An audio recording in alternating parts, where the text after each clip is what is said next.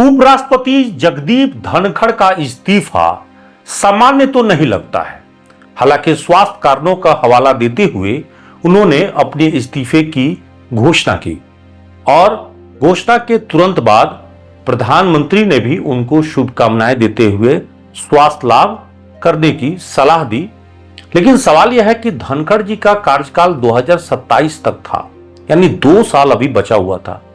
उससे पहले उनका इस्तीफा राजनीतिक तो नहीं, इसलिए यह सवाल उठना लाजिमी हो गया है कि इस्तीफा उनका दिल्ली में हुआ है और सियासत बिहार में हो रही है। कुछ लोग इसे बिहार चुनाव से भी जोड़कर देख रहे हैं और लोग कह रहे हैं कि कहीं उस रिक्त स्थान को भरने के लिए किसी बिहारी नेता का चयन तो नहीं किया जा रहा है ताकि बिहार में वोट पाया जा सके। खबर तो ये भी है और इसको आप चर्चा ही कह सकते हैं। इस खबरों की कोई पुष्टि नहीं है, कोई आधार नहीं है, लेकिन खबर ये भी है कि नीतीश कुमार के नाम की चर्चा होने लगी है। अब नीतीश के नाम की चर्चा क्यों हो रही है? नीतीश तो ऑलरेडी पिछले 20 साल से बिहार में मुख्यमंत्री हैं, तो क्या बीजेपी उनसे छुटकारा चाहती है? कम से कम बिहार चुनाव से पहले तो शायद इसकी कल्पना करना मुश्किल है, लेकिन जो राजनीतिक जानकार हैं वो कह रहे हैं कि यही मौका है जब बीजेपी चाहती है कि नीतीश कुमार को दिल्ली शिफ्ट कर दिया जाए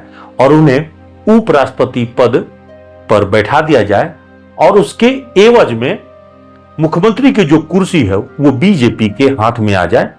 उप मुख्यमंत्री की कुर्सी जो है वो नीतीश के बेटे निशांत को दी जा सकती है या भरपाई के लिए जिसको वो कहेंगे उसको दी जा सकती है। ये भी एक सवाल उठ रहा है, लेकिन क्या नीतीश सहजता से इसको स्वीकार करेंगे? राजनीति में कुछ भी असंभव नहीं है, कुछ भी संभव हो सकता है। अब सवाल ये उठ रहा है कि जगदीप धनखड़ की जगह आखिर कौन लेगा? क्या उसकी तलाश यूपी और बिहार में हो रही है या दिल्ली में ही उसकी तलाश पहले से की जा चुकी है? कई तरह के सवाल हैं और इसीलिए इस सवाल को लेकर लोग अलग अलग नेताओं के नाम की चर्चा भी कर रहे हैं।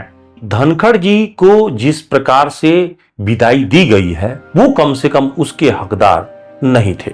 वो पिछले दिनों जिस प्रकार से कृषि मंत्री शिवराज सिंह चौहान के एक कार्यक्रम में उन्होंने अपनी दुखड़ा किसानों के सामने बताया, वो अभी भी वीडियो वायरल हो रहा है। हालांकि वीडियो तो वो भी वायरल हो रहा है जब उन्होंने खुद के लिए कहा था कि वो 2027 से पहले रिटायर नहीं होंगे।